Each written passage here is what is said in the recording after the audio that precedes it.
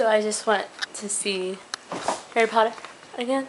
Harry Potter again, Deathly Hallows, with my friend Adam and his cousin Ashley, who do, well, first of all, it's the first time I've ever met Ashley, so I don't want to film, because that would be awkward, and Adam doesn't like to be filmed. So, yeah. It was wonderful. I cried again, as I did before. Yes. Hello, one and all. I figured it was time I talk about Deathly Hallows Part II, the movie, obviously, since I have now seen it twice. Whew, hopefully no tears emerged, but I'm not promising anything. So, overall, I really liked it. It was definitely a war movie. I was a little bit expecting more of the sentimentalness that Part 1 had, I think, but after renegotiating my thoughts, I remember that this is supposed to be the war part of the book. This is the part where a lot of death happens, and sorrow. I like that things were explained, like Sirius's mirror and like the little things like that, and just they were explained in a different way, I guess. And I don't know if I like that much. I was really disappointed in the fact that we didn't get to see Ravenclaw's common room, but that will forever be in my thoughts as my own, so they didn't ruin that for me. I love the thought of Neville and Luna together, but I think I've come to terms with the fact that they didn't end up together in the books, and the fact that they made it seem like they did in the movies kind of made me a little off-kilter. That's not exactly how I mean it, but I was a little upset about that. I really didn't like how brief Fred's death was, and they didn't explain Percy's role in the family. I really liked the way they did the Prince's Tale. It was beautifully, sorrowfully done. Yeah. Snape. And if I remember correctly, it was not tears that carried the memories, but he pulled out his wand. But you know, dramatic effect, I guess. I didn't like that Harry didn't put Dumbledore's, or the Elder Wand back in Dumbledore's grave. And I know it's a dramatic thing again, but I liked that he did that in the books. Didn't like they didn't explain Teddy, and the fact that Sirius just randomly says, "Take care of my son," after he's been resurrected by the Resurrection Stone. People didn't read the books. What else?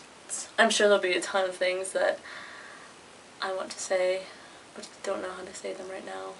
And I probably haven't been very eloquent in my explaining my feelings, but story of my life. What else? I'm sure there are other things. I like that they kept the big lines, like how Snape says always, that part, when he's talking about Lily.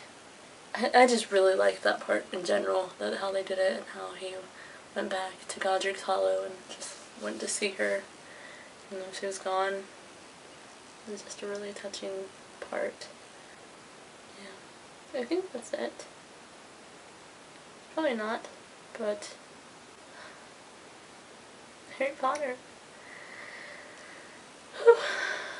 This is definitely one of those, this is the biggest time where after seeing the movies and experiencing LeakyCon as the biggest time that I felt so regretful about not reading them sooner and experiencing that love and that community sooner. But I can't turn back time. Cue cheesy music. I suppose that is it. I said that like 5 times. But I think this is it. Oh, and I like how they brought back stuff from the other movies. Or from the other, yeah, I guess movies. Like how will always be given to those at Hogwarts, and how Professor McGonagall said that Seamus knows how to blow things up, basically. I basically cried throughout the movie. I think it really started when they were putting up the protective charms, enchantments for Hogwarts, and when it started crumbling as well, and the Quidditch pitch, and yeah, I'm gonna go now. Definitely now. Before I start sobbing again. One more thing. I was very happy that I went to LeakyCon and saw it there with people who love and understand Harry Potter the same way and as much as I do.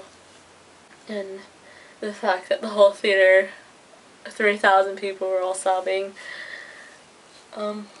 with me as we all cried like little babies and sniffled. Sniffling was the trend, I guess, throughout the movie theater. After experiencing that and experiencing the Harry Potter fandom and the way that it is at LeakyCon, and the passion and the love and the understanding that we all shared, it really was like, even though it has ended, it'll always be with us, and everything is well. All is well. I'm very grateful that I got to experience that. I had an awesome time, and I will remember it always. Always.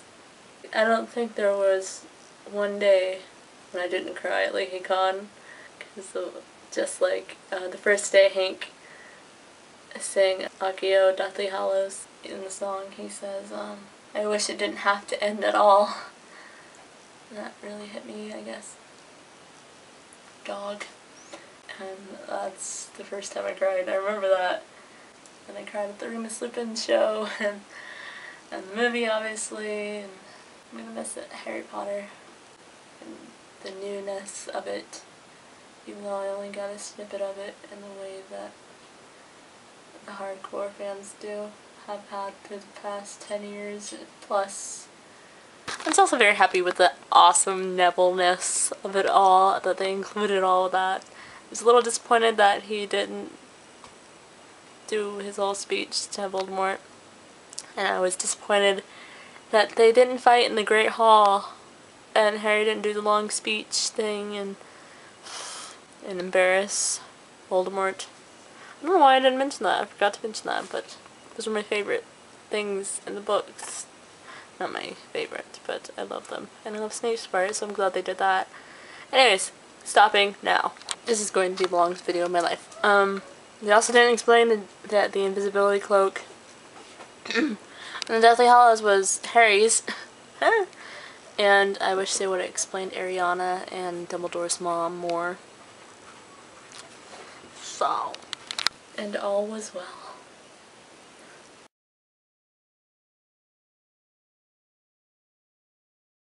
I didn't like, obviously. I have come to terms with the fact